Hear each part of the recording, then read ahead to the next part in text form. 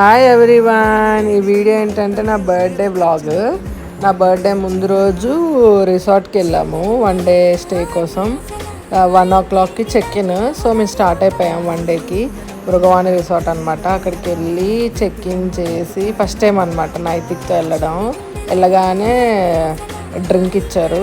ఆ డ్రింక్ తాగేసి check in చేసి రూమ్కి వెళ్ళిపోయాం.